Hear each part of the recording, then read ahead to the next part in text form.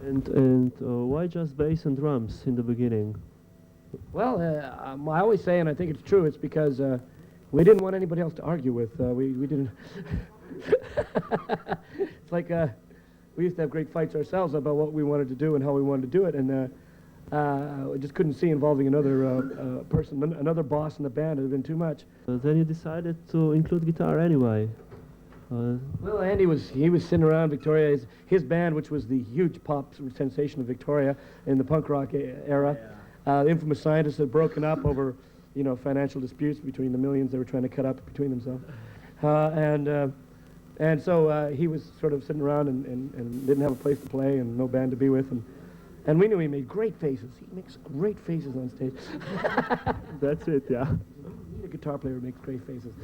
Now on to some more general things. For example, what kind of association do you get when somebody mentions word improvisation? Just brief association of this word.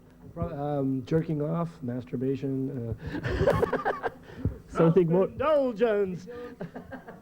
we don't improvise that much. Very little. The only way I improvise is because I can never play the same solo twice because I can never remember it. John is the band's savior musically, actually, because he's such a good drummer that you can just go to him and say, like, Rob and I will get a riff together or something like this, or he'll write one or I'll write one, and then you just go, John, do something with this, okay? Do something really great for this song, okay? Make this kind of rocking. Sound like Keith Moon, or sound like MX-80 sound, or do this slow. And he'll play all this stuff, and you say, okay, John, take out that beat there. And he'll do it. And you go, great. But we never try to tell him how good he is, because we're afraid that one day he'll actually start believing it, right? So we figure we just sort of go, yeah, that's all right, John. I guess that'll do for now, And any comments from your side? Well, I'm just toying with these guys. In other respects, for instance, promotion of the band and setting up shows and business, which we're basically terrible at, and we have no interest aside from the fact that we want it to go well, but it's a real pain in the ass to do. So people like Alternative Tentacles in the United States, our manager Laurie Mercer in Vancouver, the Concurrent in Holland, have helped us out greatly. Dolph and Hetty and Ingrid. Where are you, Dolph? Dolph! Where are you? And so without any of these people, we wouldn't be here talking to you right now. So in that respect, we do trust these people, and they've done a lot for us. And but as far as music goes and production, yeah, no one's come up to us and said, look, I've got a good idea for your band, and I'm a producer, and laid out something and said, this is what I want to do. And we thought, wow, what a great idea. So until someone does that, we'll just produce ourselves. Same with like video in North America. The big thing, right, is everyone is always saying, well, why don't you guys do a video? Why don't you guys do a music video? It's like, well, why?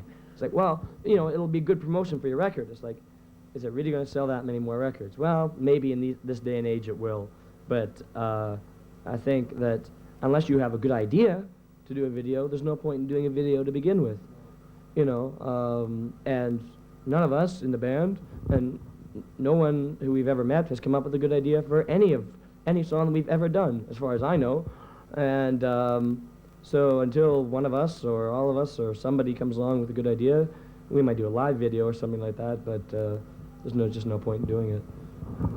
For us coming over here was really exciting because we've been doing this for years, and then we come and play Europe, and all of a sudden we get an immediate positive reaction on quite a large scale. Certainly for us it's quite a large scale. So it's very gratifying that you feel sort of a sense of accomplishment, that you haven't been doing this for so many years for nothing, right? Okay, after all this talk, I think I can just close down with you're welcome, huh? Is it?